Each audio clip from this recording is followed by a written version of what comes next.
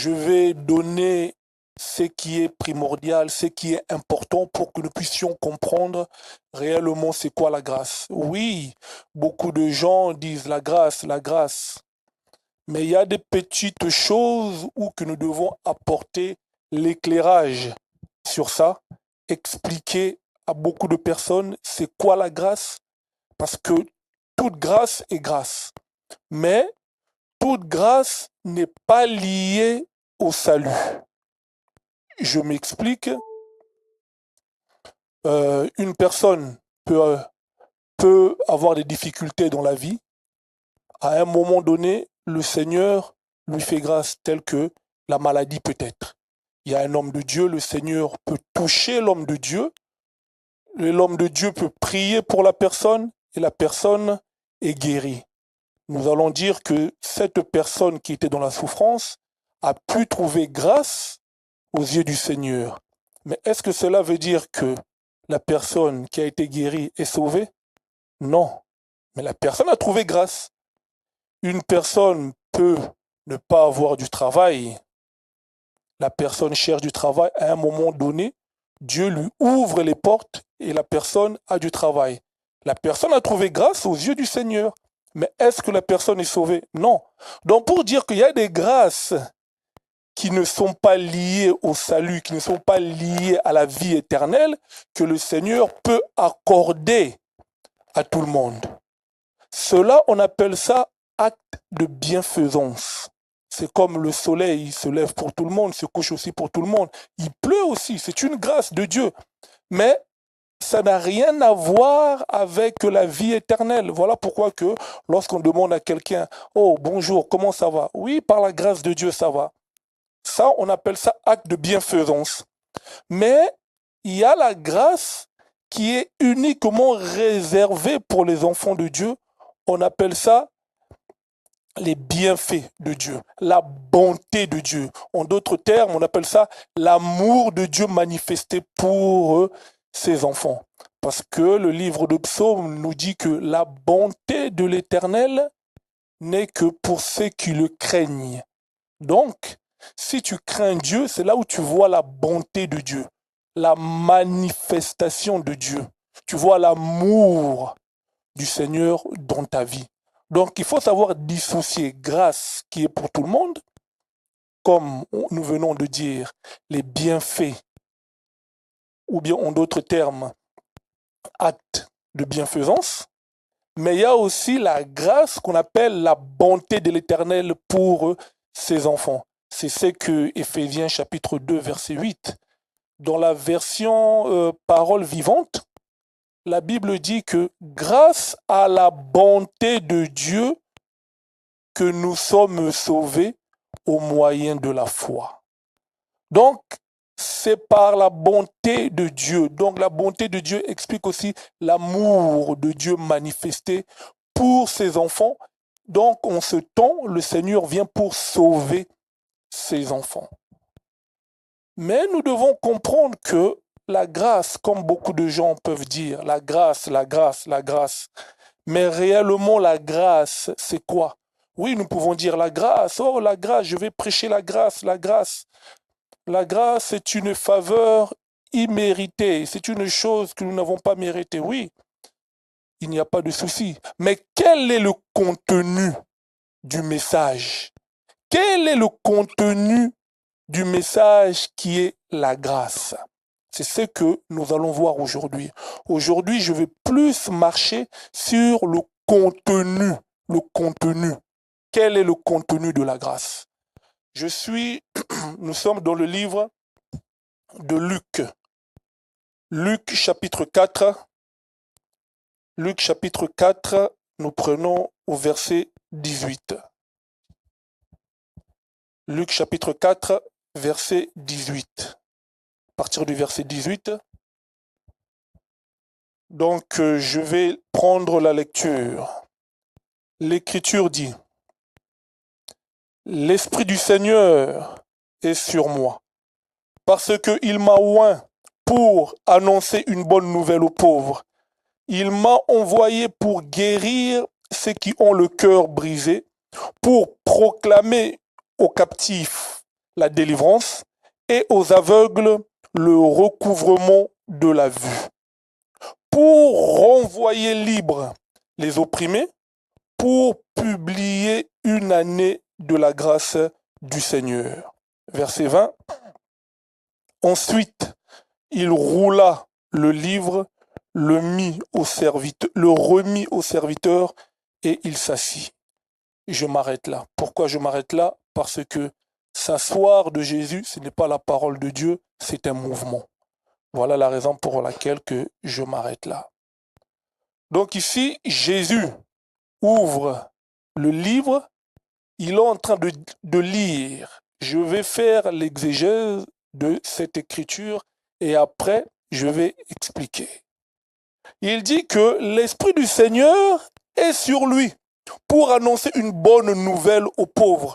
2 points. Maintenant, il explique. Il m'a envoyé pour guérir ceux qui ont le cœur brisé, pour proclamer aux captifs la délivrance et aux aveugles le recouvrement de la vue, pour renvoyer libres les opprimés, pour publier une année de la grâce du Seigneur. C'est là que Jésus-Christ conclut. Pour proclamer une année de grâce du Seigneur. Nous voulons dire ceci, que la grâce ne se trouve pas ailleurs. La grâce ne se trouve pas dans des multiples places. Mais la grâce se trouve où? Se trouve dans une année. Donc, on ne peut pas dissocier, on ne peut pas séparer une année avec la grâce. Parce que le Seigneur est clair, il dit une année de la grâce. Le Seigneur n'a pas dit pour proclamer la grâce du Seigneur. Non. Il a dit une année de la grâce du Seigneur. Donc, la grâce se trouve dans les une année.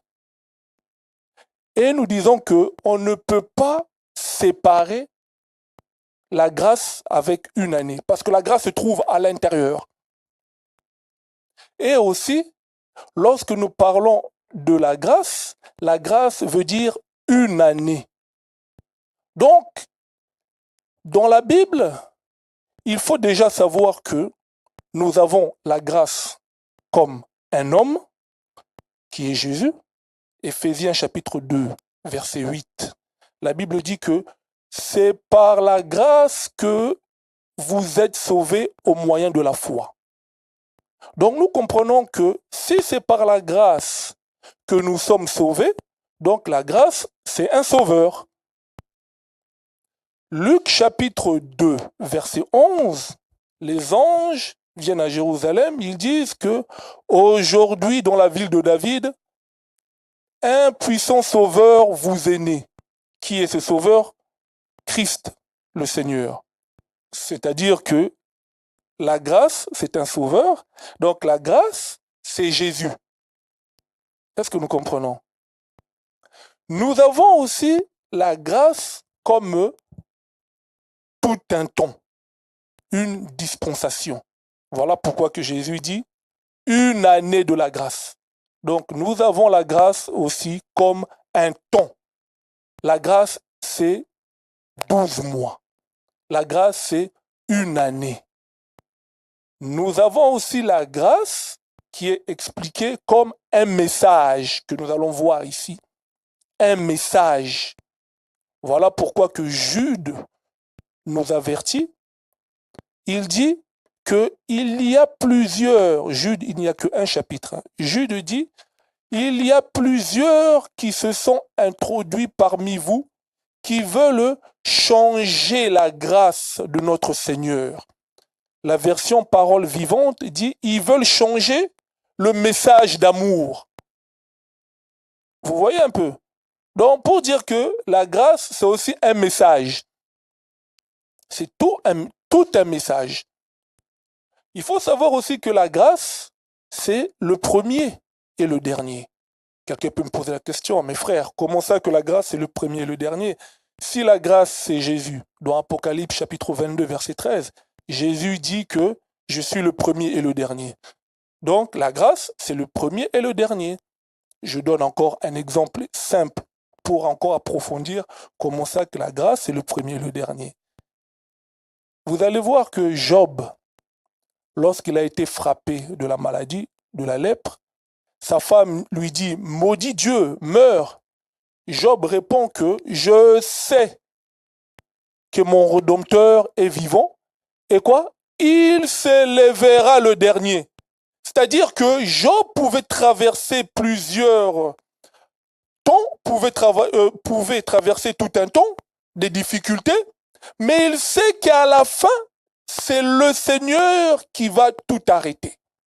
C'est le Seigneur qui a la capacité de le rétablir. C'est-à-dire que Dieu peut permettre que la maladie rentre, le vent rentre dans la vie de Job. Mais comme c'est le dernier, c'est lui qui va venir pour arrêter toute chose. Je me répète encore d'une autre manière pour dire que Dieu a voulu que la mort puisse se manifester avant.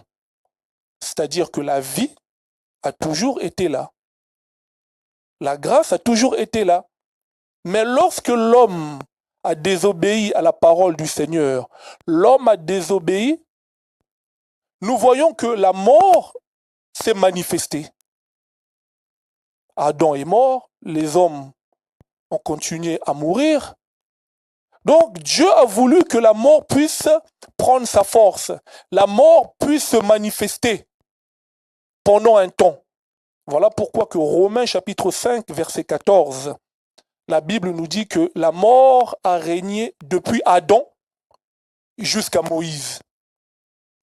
C'est que la grâce, la vie, parce que Jésus-Christ c'est la grâce, Jésus-Christ c'est aussi la vie, était là. Mais Dieu a voulu que la mort se manifeste. Mais il vient à la fin de toute chose pour arrêter la mort, pour nous donner la victoire sur la mort. Donc, c'est-à-dire que la grâce, c'est le premier. Donc, la grâce était là, mais la grâce vient pour terminer, pour achever, pour mettre fin à la marche de la mort. C'est ça la grâce, c'est le premier et le dernier. La mort, nous pouvons aussi l'expliquer de plusieurs manières, que c'est aussi la profondeur de Dieu. Je prends seulement Jésus, je reste avec des écritures que nous connaissons, pour pas un petit peu embrouiller les gens. Je prends Jésus, on est tous d'accord que Jésus, c'est la grâce. Mais Jésus, lorsqu'il vit, Jésus sorti du Père. C'est que Jésus se trouvait à l'intérieur, dans la profondeur du Père. Et lorsque nous disons ce qui est profond, nous voyons la profondeur. Ce qui est profond, la profondeur, c'est ce qui est caché. Et Jésus se trouvait caché dans le Père, avant d'être manifesté. Donc aujourd'hui, si nous voulons connaître Dieu, le Père, l'Esprit, nous devons passer par Jésus, qui est la profondeur de Dieu. Dans la grâce, c'est la profondeur de Dieu. Si vous voulez connaître Dieu dans son amour, Dieu dans ses formes à laquelle il nous permet de le connaître, donc je peux dire dans les limites que Dieu nous permet de le connaître, il faut passer par Jésus, il faut aller dans la profondeur, il faut que la grâce puisse se manifester. Mais nous voulons dire que la grâce, nous pouvons expliquer toutes ces choses, mais quel est le contenu? Quel est le message? La grâce contient quoi? Nous avons dit que la grâce se trouve dans une année. La grâce, ça veut dire aussi une année. Nous ne pouvons pas dissocier, nous ne pouvons pas séparer, parce que la grâce, c'est une année. Mais lorsque nous remontons, nous voyons le Seigneur dire que il nous dit, l'Esprit du Seigneur est sur moi parce qu'il m'a oint pour annoncer une bonne nouvelle aux pauvres. Donc, la grâce, c'est annoncer une bonne nouvelle. La grâce, c'est la bonne nouvelle. On ne peut pas séparer ça. Il dit, pour annoncer une bonne nouvelle aux pauvres au pluriel. Pourquoi? Pour guérir ceux qui ont le cœur brisé. Proclamer aux captifs la délivrance. Le recouvrement de la vue pour les aveugles. Renvoyer libres les opprimés. Donc, la grâce a un contenu. Ce que la grâce contient, c'est tout ce que nous venons de énumérer. Donc, tu ne peux pas prêcher à quelqu'un la grâce sans lui donner le contenu. C'est impossible. C'est impossible. Tu vas juste lui expliquer, oui, la grâce, ça veut dire la profondeur de Dieu. La grâce, ça veut dire le premier et le dernier. Mais aussi longtemps que tu ne lui as pas donné le contenu du message, la personne restera toujours païenne. La personne vivra mal la parole. La personne aura toujours une vie spirituelle. Donc, je peux dire, mais la personne est toujours en train de boiter, une vie boiteuse. Aussi longtemps que le contenu, parce que je suis en train d'insister, le contenu du message, c'est ce que moi je vais expliquer. Je ne veux pas aller m'atteler dans la profondeur, je ne veux pas aller m'atteler dans le premier et le dernier. Je veux d'abord que nous comprenions le contenu. C'est quoi le contenu? Il dit, pour annoncer la bonne nouvelle aux pauvres, au pluriel. Mais qui sont ces pauvres? Je prends une écriture. Je suis dans Lévitique. Lévitique chapitre 25. Lévitique chapitre 25. Je prends au verset 29, pardon. Lévitique chapitre 25, verset 29. L'Écriture dit, si un homme vend une maison d'habitation dans une...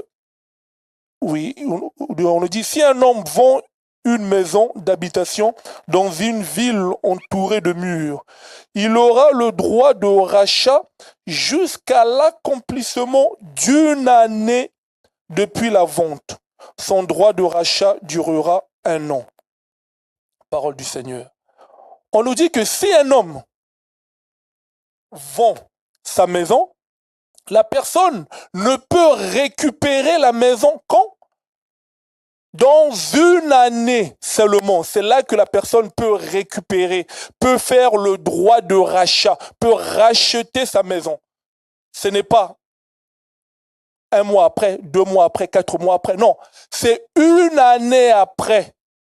Donc, les 1 année viennent pour restituer la maison perdue ou bien la maison vendue par le propriétaire. C'est les 1 année qui restitue ces choses. C'est les 12 mois qui restituent la maison au propriétaire. Je vais marier ça avec Lévitique chapitre 25 toujours. Je prends au verset 25. On nous dit, si ton frère devient pauvre, voilà, et vend une portion de sa propriété, celui qui a le droit de rachat, son plus proche parent viendra et rachètera ce qu'a vendu son frère. Donc, nous avons vu que pour récupérer ce que tu as perdu, il faut attendre 1 année. C'est les 1 année qui te redonne. Maintenant, on nous dit qu'un pauvre, selon le Seigneur, nous restons bibliques. Un pauvre, selon le Seigneur, c'est une personne qui a perdu sa terre. Et lorsque Jésus vient dans Luc chapitre 4, verset 18, il dit, il est venu pour annoncer une bonne nouvelle aux pauvres. Pauvres pluriel. Pourquoi là-bas, Jésus, il dit pauvre au pluriel, mais ici, Lévitique chapitre 25, on nous dit pauvre au singulier. Pour dire que les pauvres au pluriel, c'était nous tous. C'était juifs comme grecs. Parce que, je suis en train de m'expliquer, Lévitique chapitre 25, verset 25, le pauvre ici au singulier, c'était Adam. Dieu va créer un homme qu'on appelle Adam. Il va le placer où?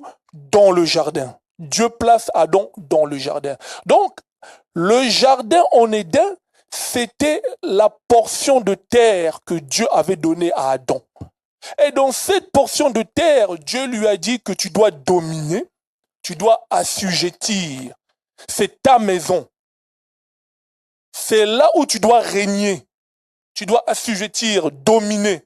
Mais vous allez voir que lorsque Adam pêche, Dieu va chasser Adam, va le mettre dehors. Donc Adam a perdu sa terre. Donc Adam est devenu pauvre. Parce que l'écriture est claire. Si tu perds ta terre, tu deviens pauvre. Adam est devenu pauvre. Il a perdu la terre. Adam a perdu l'autorité. Adam a perdu la puissance. Là où Adam devait assujettir, Adam ne le pouvait plus. Adam ne pouvait plus dominer. Donc Adam a tout perdu. Adam était dépourvu. Adam était devenu pauvre. Voilà pourquoi que lorsque Jésus vient, il dit, il est venu pour annoncer une bonne nouvelle aux pauvres.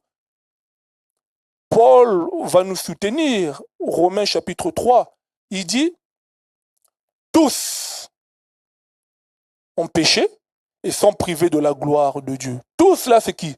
C'est juifs comme grecs, c'est-à-dire même les enfants d'Israël, les juifs, et nous les grecs, c'est-à-dire les Portugais, les Chinois, les Congolais et tout consort. Nous étions tous perdus en Adam.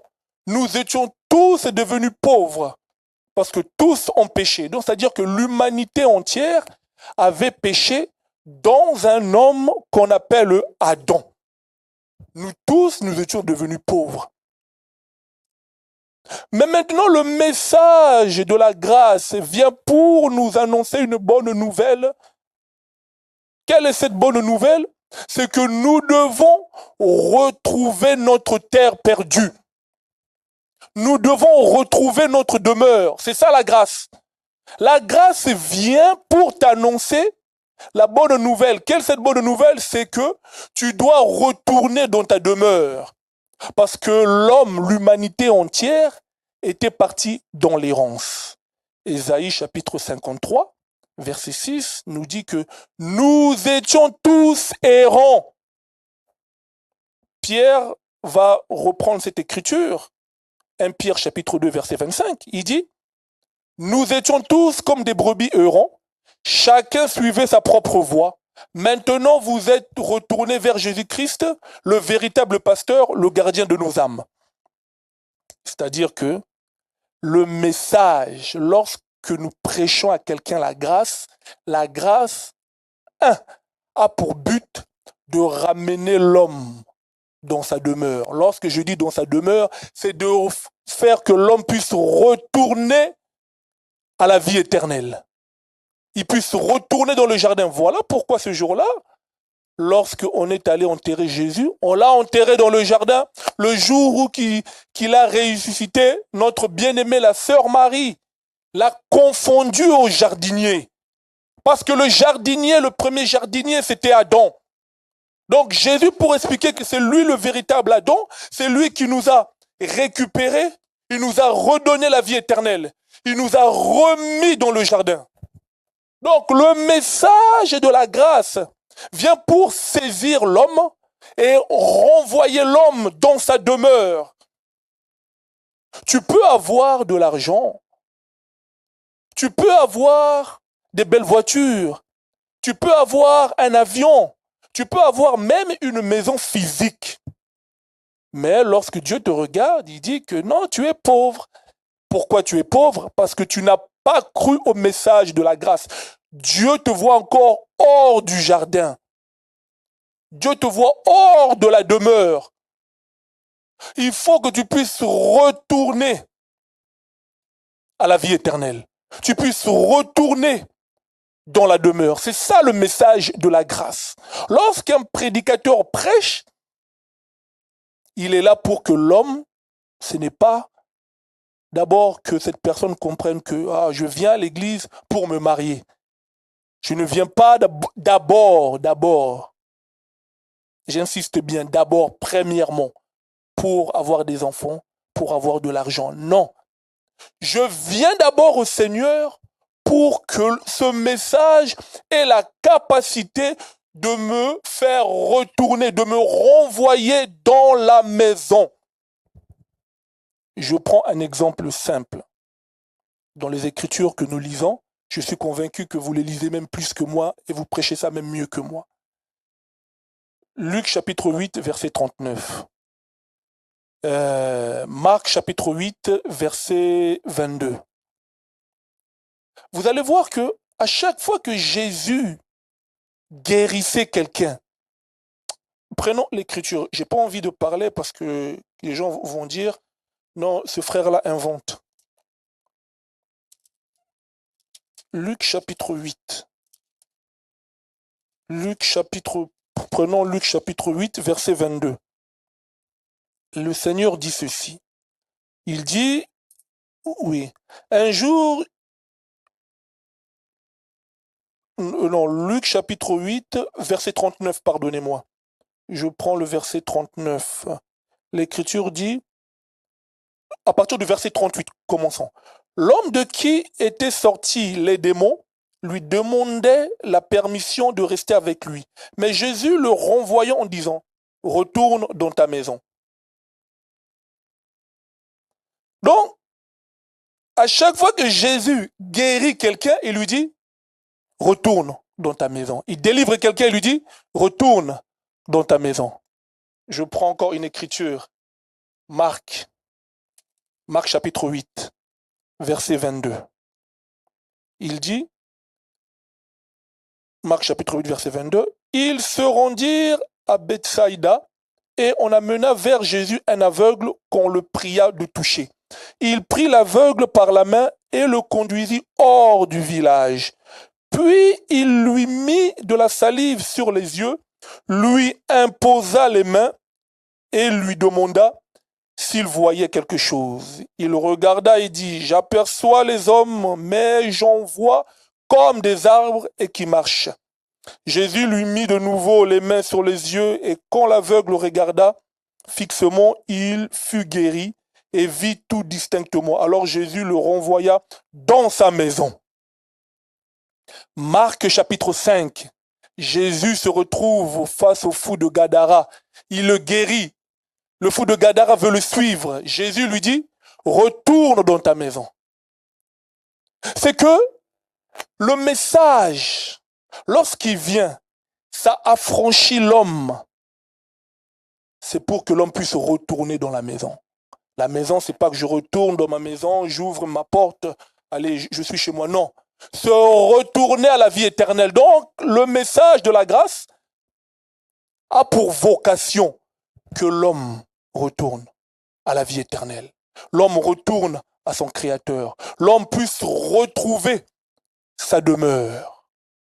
Donc, si tu es face à un message, on te dit, je vais prêcher la grâce, mais demande, ok, mais quel est le contenu? Parce que le message de la grâce vient pour sauver l'homme. Vient pour sauver. Elle ne se trouve pas ailleurs, mais se trouve dans un temps, une année. Je tiens à préciser que lorsqu'on dit une année, dans le point de vue de la révélation, nous comprenons que le ciel est proche de nous. Mais dans la marche, le ciel est éloigné. Je m'explique. Paul dit, Romains chapitre 13, verset 11, il dit que la nuit est avancée, le jour arrive. Que le salut est plus proche de nous lorsque nous avions cru. Vous voyez? Là, c'est une parole du point de vue de la prophétie, mais au niveau de la révélation, nous comprenons que le retour est proche, le ciel est proche de nous, une année. Mais dans la marche, peut-être que tu as pu croire au Seigneur aujourd'hui. Regarde les années. Peut-être que tu as reçu le Seigneur à l'âge de 18 ans. Aujourd'hui, tu peux avoir 50 ans, 60 ans. C'est-à-dire que dans la marche, tu vois que c'est long. Mais dans la révélation, le ciel est proche de toi. Donc, pour dire que la grâce a pour vocation que l'homme retourne à son Créateur, emmener la repentance dans le cœur de l'homme. Voilà pourquoi que vous allez voir que lorsque Pierre, dans Actes chapitre 2, l'apôtre Pierre prêche, la Bible dit quoi? La Bible dit, ils eurent le cœur vivement touché. Pour dire que lorsqu'on présente le message de la grâce, l'homme doit retourner en lui-même. Comme le fils prodigue, il quitte la maison de son père, il va dans des choses, il va dans le péché. Pourquoi? Parce que ce n'était que l'explication de nous tous qui avons péché, qui étions avec le Seigneur, mais nous avons quitté le Seigneur. Nous sommes sortis de la maison. Maintenant, ils font un message qui a la capacité qui va te faire retourner en toi-même. Retourner en toi-même, c'est-à-dire que ton cœur doit être vivement touché pour que tu puisses retourner dans la demeure auprès de ton Créateur. Luc chapitre 24, vous serez d'accord avec moi, Jésus, lorsqu'il rencontre les deux disciples sur le chemin de Maüs, vous allez voir que lorsqu'ils arrivent au village, ils partagent le pain, Jésus s'en va. Les deux disciples vont dire, oh, voilà pourquoi que nos cœurs brûlaient au-dedans de nous lorsqu'il nous expliquait les Écritures. C'est-à-dire que le message de la grâce, lorsqu'elle vient, doit faire que l'homme, en lui-même, son cœur doit brûler. L'homme doit retourner en lui-même. L'homme doit se repentir. L'homme doit retourner vers son Créateur. Si l'homme n'a pas le cœur vivement touché, si le cœur de l'homme ne brûle pas, on ne fait rien. Nous perdons le temps. Nous ne prêchons pas la grâce. Nous prêchons la grâce avec des aventures. Ce n'est pas la grâce. La grâce, vous voyez, oh, tu es là aujourd'hui, c'est la grâce de Dieu, alléluia. Oh, Dieu est magnifique, oh, alléluia, alléluia. Oui, c'est bien. Mais quel est le contenu de ton message? Vraiment, tu t'es réveillé aujourd'hui, ma sœur, c'est la grâce de Dieu. Alléluia, oh là là. La grâce, vous voyez, j'avais pas d'argent, mais Dieu a touché le cœur de pasteur Willy. Vraiment, il m'a donné quelque chose. Oui, mais l'argent du pasteur Willy, ce n'est pas lié à la vie éternelle. C'est pas son argent qui va me faire rentrer. Non. Mais quel est le contenu de ton message? Qu'est-ce que tu nous apportes? Parce que la grâce, c'est un message. Quel est le contenu? Il faut que le cœur de l'homme soit touché. Voilà pourquoi vous allez voir, lorsque le Seigneur avait ordonné aux enfants d'Israël, lorsqu'ils vont bâtir l'autel pour donner le sacrifice, le Seigneur avait dit qu'autour, Lévitique chapitre 27, autour de l'autel, on devait mettre quoi? Des couteaux, des fourchettes, des pelles, des brasiers. Ce n'était pas au hasard. Parce que l'autel aujourd'hui, selon 1 Corinthiens chapitre 9, explique l'évangile. Et les pelles, c'est tous les ministres de la parole, le couteau et tout consort. Parce que à l'autel, il y a les fourchettes, les couteaux pour que l'homme soit touché, le cœur de l'homme soit brisé, le cœur de l'homme soit déchiré, brisé, coupé, que l'homme se voie rien devant la parole. Qu'on sert le Seigneur avec tremblement.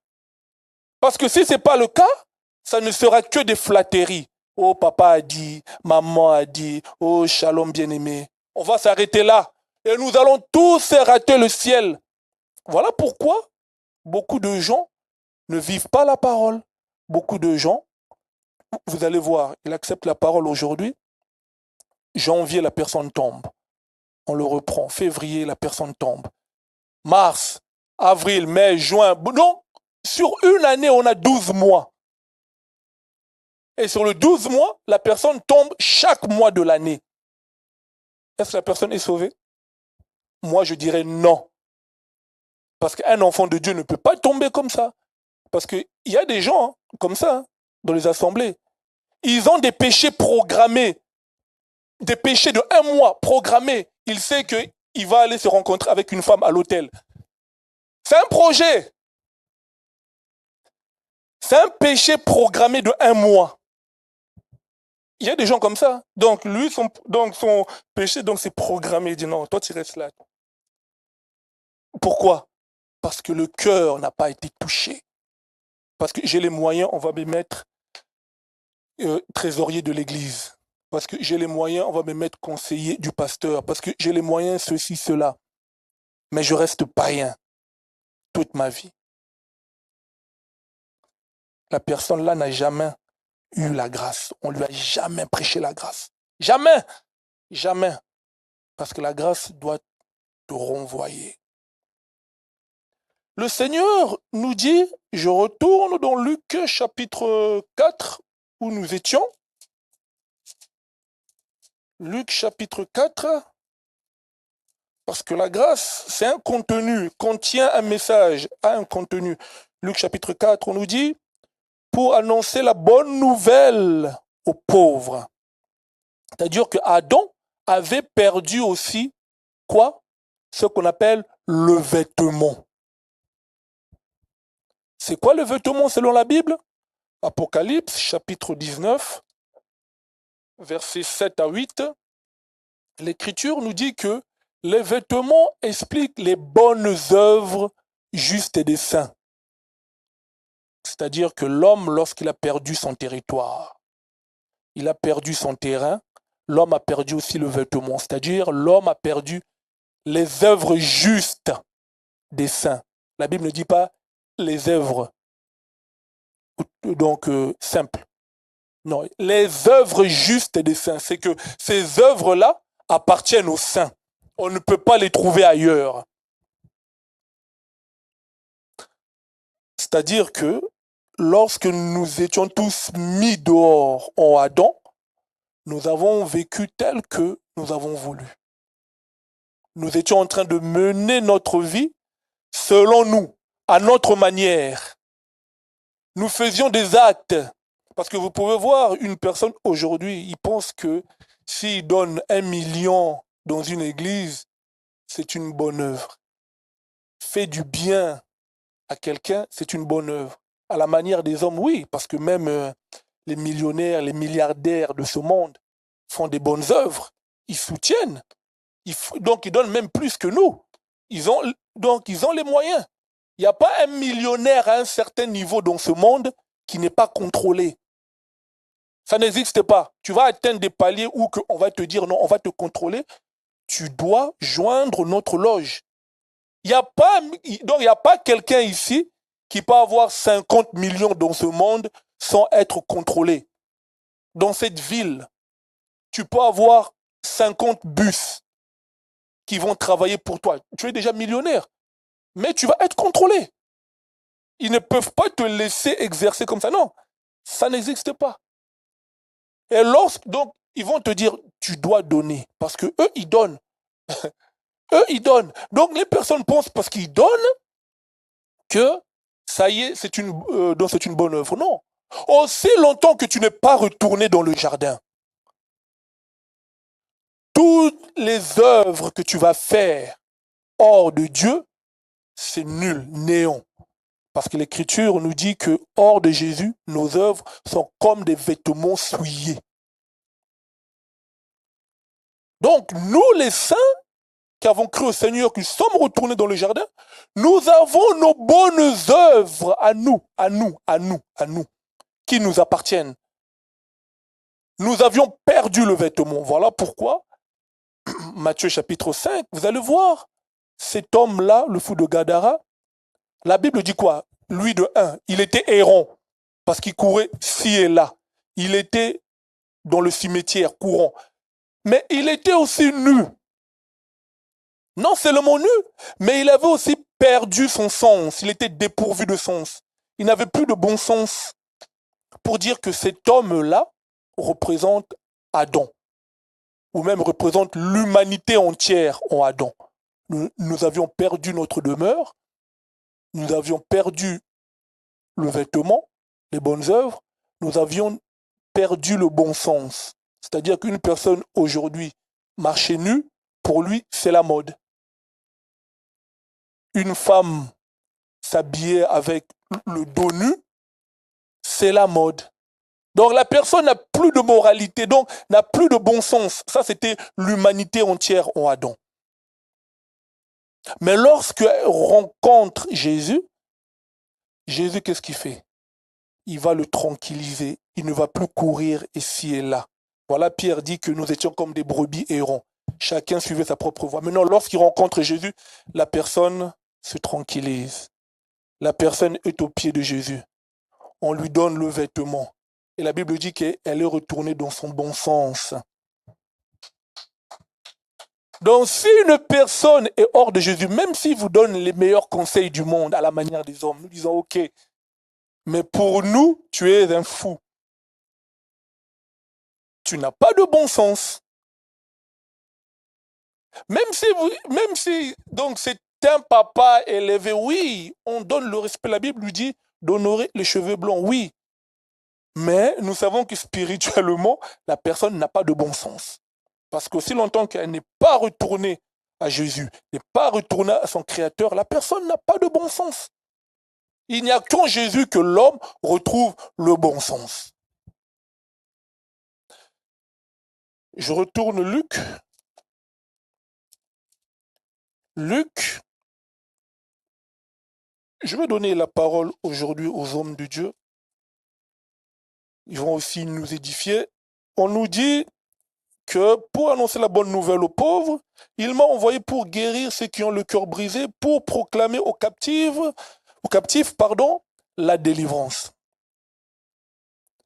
Je prends un exemple ici, clairement, avant de pouvoir expliquer. Les enfants d'Israël étaient où? À Cana. Ils quittent Cana, ils tombent où? En Égypte. Maintenant, ils doivent quitter l'Égypte pour retourner à Cana. Ça, c'est l'image. Dieu a utilisé ce fait-là. Oui, ça s'est passé réellement. Mais il y avait un enseignement derrière ça. Parce que Romains chapitre 15, verset 4, la Bible nous dit que tout ce qui a été écrit d'avance l'a été pour notre instruction, afin que par la consolation que donnent les Écritures, nous puissions posséder l'espérance. C'est que la parole de Dieu enseigne.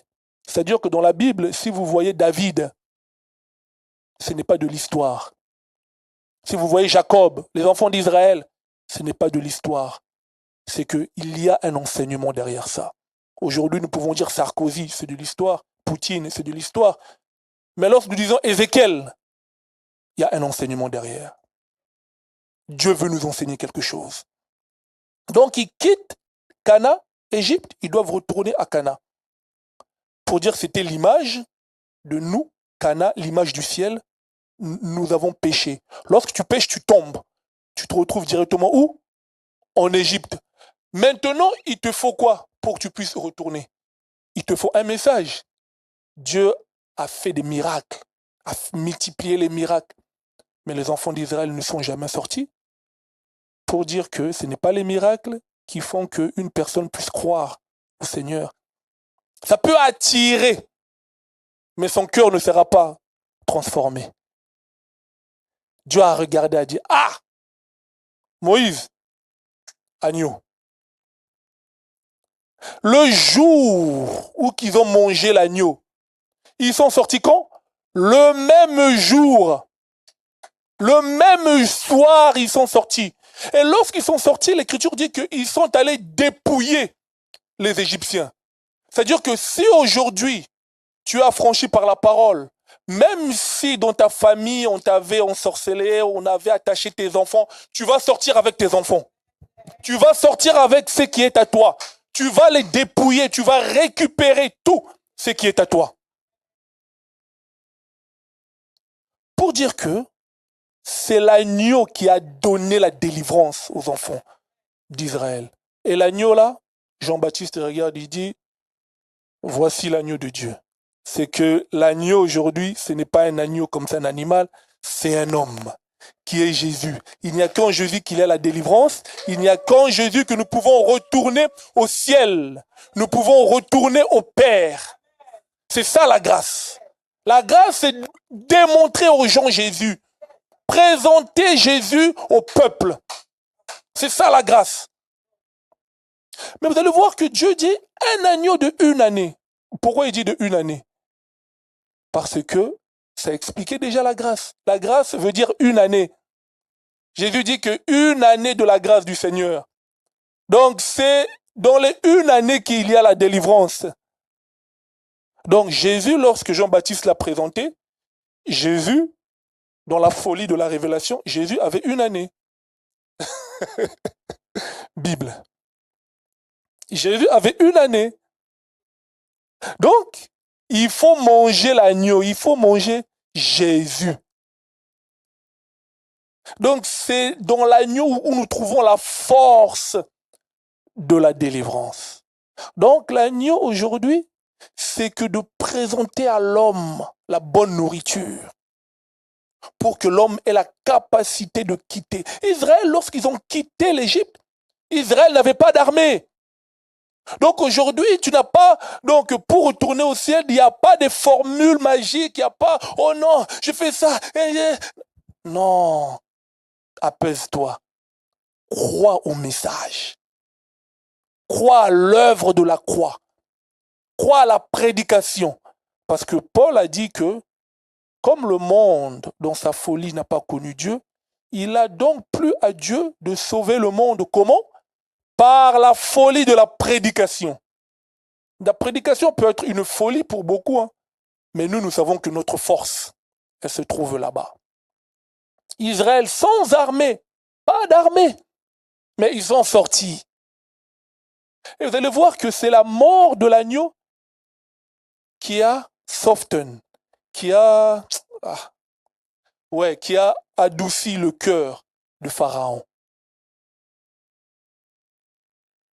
Pharaon était rendu sans force. Lorsque l'agneau est mort, c'est aussi la mort du premier fils de Pharaon. Parce que le premier fils explique la force. Parce que le jour où que Jacob, Genèse chapitre 49, vous pouvez voir, Jacob, lorsqu'il bénissait ses enfants, il appelle Ruben, il lui dit, tu es mon premier fils. Tu es ma force. C'est que le premier fils explique la force. Donc, lorsque le premier fils de Pharaon est mort, Pharaon a perdu sa force. Pour dire que lorsque tu manges l'agneau, tu crois, parce que manger ici, c'est croire à la parole, le diable perd directement sa force. Voilà pourquoi il doit obligatoirement te relâcher. Il n'a plus de force. Mais la Bible nous dit une chose, nous dit que pour délivrer les captifs, donc Israël à Cana était en captivité. Vous pouvez voir que Jésus, lorsqu'il disait ça, il leur dit, Luc chapitre 8, il leur dit il dit aux enfants d'Israël que vous n'êtes pas les fils d'Abraham. Et il leur dit que si le Fils de l'homme vous a franchi, vous seriez réellement libres. Les Juifs lui répondent, mais nous sommes enfants d'Abraham, nous n'avons jamais été esclaves de qui que ce soit. Or que Jésus leur parlait du péché. Voilà, l'apôtre Pierre nous dit que chacun est esclave de ce qui a dominé de lui. Pour dire qu'aujourd'hui, le message de la grâce vient pour te délivrer du péché. Tu es captif du péché. Il y a beaucoup de gens aujourd'hui, vous le voyez dans les églises, alors que l'homme, cette personne-là est captive de la masturbation, captive dans les films pornographiques, dans l'impudicité, dans le mensonge. De tels gens ont besoin d'un message qui va les transformer. Besoin d'un message qui va leur donner le dégoût du péché, qui va ôter cette racine-là du péché dans leur vie. Je prends un exemple, une écriture que vous prêchez mieux que moi. Jésus, lorsqu'il rentre dans le temple, il voit une dame qui était courbée. Luc chapitre 13, courbée pendant 18 ans. Jésus la délivre, la femme se redresse. Qu'est-ce qu'il dit? Cette fille-là, c'est une fille d'Abraham, mais que le diable avait liée pendant 18 ans. Pour dire que dans nos assemblées, dans la préscience, dans la vision, dans la prophétie, Dieu sait que cette personne, c'est mon enfant. Maintenant, mais cette personne donc n'a pas encore eu la révélation de la parole. Cette personne n'a pas encore été affranchie par la parole. Voilà pourquoi que beaucoup sont fils de Dieu, mais ils sont dans des mauvais endroits, ne sont pas encore affranchis. Mais croyez-moi, le jour où ils vont rencontrer la parole véritable, ces gens-là seront affranchis. Parce que beaucoup, ils viennent à l'église seulement pour jouer de la musique, mais ils ne sont pas affranchis par la parole. Ils sont encore dans le péché. Ils vivent tel qu'ils le veulent. Parce qu'ils n'ont pas encore rencontré une parole qui va les faire retourner en eux-mêmes. Ils n'ont pas encore rencontré cette parole-là qui va faire brûler, donc qui va brûler leur corps, leur cœur, qui va transformer leur vie. Mais pourtant, ils sont fils de Dieu. La grâce doit être prêchée. La grâce doit être présentée. Quel est le contenu? Qu'est-ce que tu dis sur la grâce? C'est-à-dire que la grâce, c'est tout un message. C'est un message qui n'a que pour but, vocation. Aujourd'hui, je fais simple. Je veux, donc, s'il faudra qu'on revienne sur la grâce, encore donner plusieurs formes de la grâce, il n'y a pas de problème. Mais je veux que nous comprenions que la grâce se trouve dans une année. C'est-à-dire que dans ce temps-là où nous sommes, c'est là que Dieu sauve. C'est là que Dieu sauve. C'est-à-dire que si tu n'as pas été sauvé par la loi, il y a la grâce qui doit te sauver. Si la grâce ne te sauve pas, c'est que tu n'as jamais été appelé pour être sauvé. Donc, en d'autres termes, la grâce, c'est la dernière cartouche de Dieu. C'est comme lorsqu'on joue aux cartes. On sait que cette carte-là, ce qui n'a bêti en haut, si je frappe, match ici, c'est la même chose avec Dieu, c'est la dernière cartouche. La grâce, c'est la profondeur du Seigneur. C'est la profondeur. Donc, s'il n'y a pas la grâce, aucune personne ne peut être sauvée, bien-aimé. Tout message qui n'emmène pas l'homme à la repentance, tout message qui ne pousse pas l'homme à abandonner la vie du péché, ce n'est pas la grâce. Ce n'est pas la grâce. Aujourd'hui, on prêche la grâce avec des aventures. On blague avec les choses de Dieu. Est-ce que vous pensez que les gens vont se convertir? Les gens vont donner leur vie à Jésus? Non. Parce qu'ils regardent le prédicateur. Vie de débauche. Prédication, il n'y a rien. Et moi alors? Lui et moi, on est pareil. Donc, les oiseaux du même plumage. Oui. Donc, la grâce, c'est un message qui vient pour délivrer. Voilà pourquoi que vous pouvez prêcher. Il y a des gens qui vont s'introduire, comme Jude dit. Pourquoi? Pour saboter le message. Ce genre de message, les gens n'aiment pas. Les gens n'aiment pas. Et ne pensez pas que c'est dans la multitude que Dieu est. Non. J'ai toujours dit, Dieu n'est pas partout.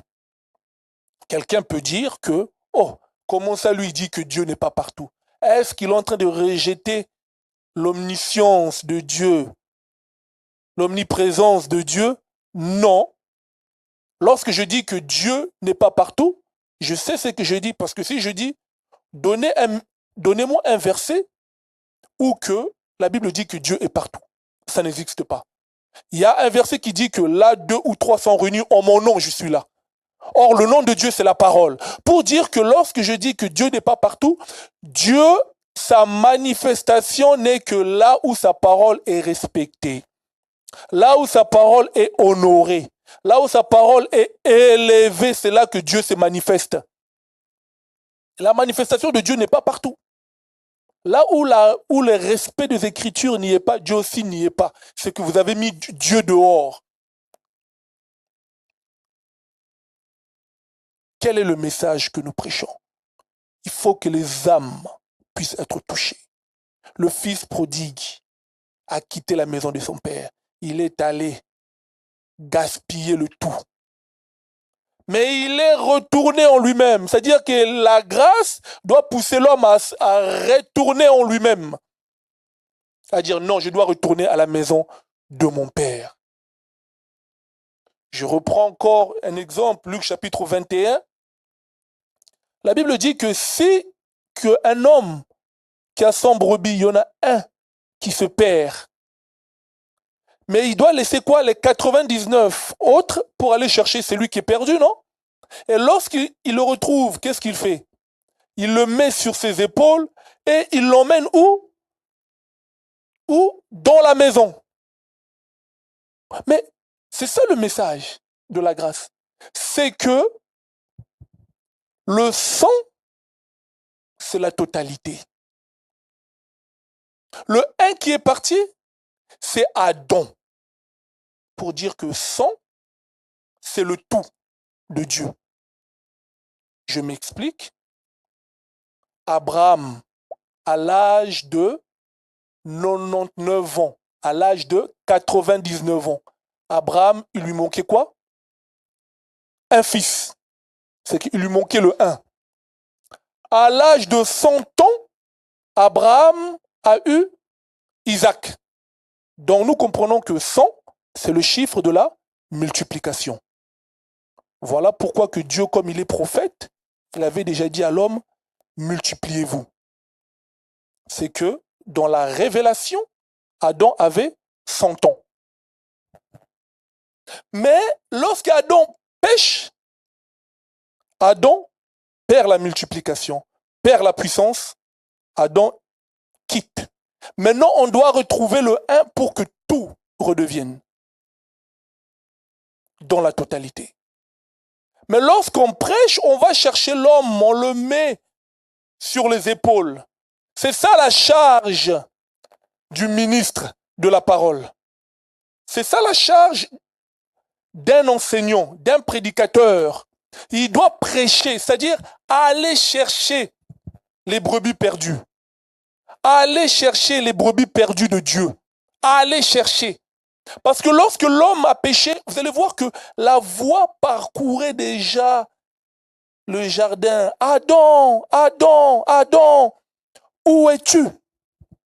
C'est que là déjà, nous étions en train de voir l'appel à la repentance. Lorsque la voix parcourait, Adam, Adam, où es-tu? C'est que Dieu déjà était en train de chercher l'homme. Le Seigneur va trouver l'homme, il va revêtir l'homme. C'est que déjà depuis le jardin, Dieu nous enseignait sur la repentance, Dieu nous enseignait sur la rédemption, Dieu nous enseignait déjà sur la justification. Comment il va récupérer l'homme? On doit le mettre sur les épaules. Voilà pourquoi ce jour-là, Moïse a dit, Seigneur, la charge que tu me donnes est trop lourde. Parce que Moïse, c'était l'image du ministère. Il sait que le peuple se porte sur les épaules. C'est une charge. C'est-à-dire qu'un ministre de la parole, il a la charge du peuple sur les épaules. Il faut être costaud, bien équipé. Prendre l'homme et le ramener dans le jardin. Faire que l'homme puisse se retourner. C'est ça la grâce. J'ai fait simple. Je veux que nous restons simples, la grâce. Est-ce que nous avons été prêchés, la grâce? Est-ce que nous sommes dans le jardin? Est-ce que nous sommes dépouillés de la vie du péché? Est-ce que nous sommes délivrés du péché? Kisongi songi, c'est-à-dire la calomnie, la haine, l'hypocrisie. Tel que nous sommes là. Il y a beaucoup de gens qui ont dit, oui, oh frère, je vais venir, moi je vais être là. Oui, on peut comprendre, il y a aussi des empêchements. Mais il y a des gens, ils savent que je ne vais pas venir, je mens. Voilà pourquoi que Jésus, dans Matthieu chapitre 5, il dit, de telles personnes, ce sont des parjureurs, ils ne rentreront pas au royaume. Ce sont des parjureurs. Mais c'est comme quelqu'un qui dit à une fille, Norbalayo. Mais il sait qu'à l'intérieur de lui, il ment. Mais il ment encore. C'est un parjureur. Donc beaucoup sont des parjureurs. Il sait qu'à l'intérieur de lui, il ment. Il ment. Mais il le fait quand même. Est-ce que nous sommes délivrés de l'impudicité? Si quelqu'un vit dans l'impudicité et que son péché n'est pas encore manifesté, comprends que Dieu te donne un temps pour te repentir. Dieu te donne un temps. Mais le jour où que le temps va s'arrêter, Dieu va t'exposer réellement. David a commis le péché en secret, mais lorsque Dieu l'a exposé, donc lui, on a couché avec ses femmes en plein jour. Lui, c'est en plein jour. Donc tu peux avoir une mauvaise vie. La grâce n'est pas là pour te condamner. La grâce est là pour te montrer l'agneau. Nous ne sommes pas là, comme certains peuvent prêcher, païen, tu vas aller en enfer. Comme certains prédicateurs au Congo, ils font, païen, tu vas aller en enfer. Tu vas aller en enfer. Non, ça, c'est pas prêcher la grâce. Ça, c'est menacer les gens. La grâce, c'est présenter l'agneau. Présenter l'agneau. Beaucoup de gens peuvent venir. Non, la Bible a dit ne jugez point, ne jugez point. Mais 1 Corinthiens chapitre 2, versets 13 à 15, la Bible dit que le juste est juge de tout. Et lui n'est point jugé. C'est-à-dire que nous jugeons pas pour condamner, mais nous jugeons pour condamner les actes que tu fais et te remettre dans le chemin. Parce que nous avons foi, nous croyons que tu peux toujours te repentir, tu peux toujours revenir au Seigneur. Voilà pourquoi que nous jugeons tes actes. S'il faut te faire asseoir pendant 5 ans, 2 ans, 1 année, selon l'acte que tu as commis, nous devons le faire pour te corriger. La grâce ne condamne aucune personne, mais la grâce montre Jésus. Aussi longtemps que les yeux de la personne est fermés, la personne ne peut pas voir la grâce. Paul a dit dans Éphésiens, il dit, je prie que le Seigneur puisse illuminer les yeux de vos cœurs. C'est-à-dire que si le cœur de l'homme n'est pas illuminé par la parole, la personne restera toujours païen, toujours dans le péché.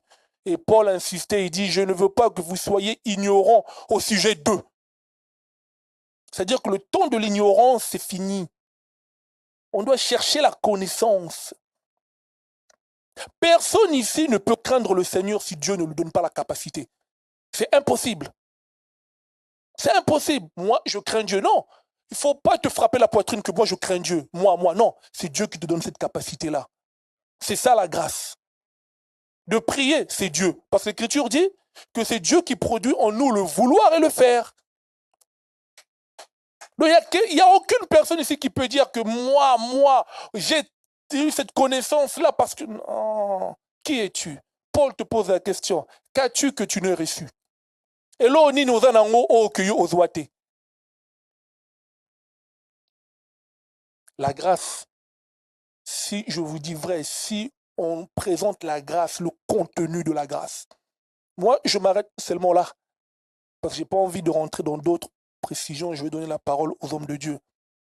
La grâce, si elle n'est pas prêchée dans cette ville, dans le monde, nous ne faisons rien. nous perdons le temps. La grâce, c'est pas « Oh, je vais bien par la grâce de Dieu ». Ça, c'est les bienfaisances de Dieu. Parce que l'Écriture est claire, Actes chapitre 10, verset 38, la Bible dit que Jésus, qui a été oint par l'Esprit de Dieu, allait de ville en ville et il faisait du bien. Il délivrait les malades, il chassait les démons. Mais est-ce que ces gens-là avaient cru? Non, acte de bienfaisance. Je n'ai pas de maison. Dieu fait grâce que je trouve une maison. Acte de bienfaisance. C'est-à-dire que ce n'est pas lié au salut. Je suis millionnaire, ce n'est pas lié au salut. Je me marie, ce n'est pas lié au salut. J'ai des enfants, ce n'est pas lié au salut. Même les païens aussi ont même plus d'enfants que nous, ont même plus d'argent que nous. Mais c'est-à-dire que tout ce qui n'est pas lié au salut, c'est acte de bienfaisance. Oui, c'est la grâce, oui, mais ça n'a rien à voir avec le salut. Le salut est lié à la bonté de Dieu. Et la bonté de Dieu n'est que pour ceux qui craignent Dieu. David a dit, ta bonté est pour ceux qui te craignent. C'est-à-dire l'amour de Dieu manifesté dans la vie, c'est d'abord qu'il te sauve. Et après le reste, un surplus. Tu peux demander un travail, mais Dieu te donne promotion. Donc, telle est la parole du Seigneur. Que le Seigneur réellement nous bénisse. Soyez dans la joie.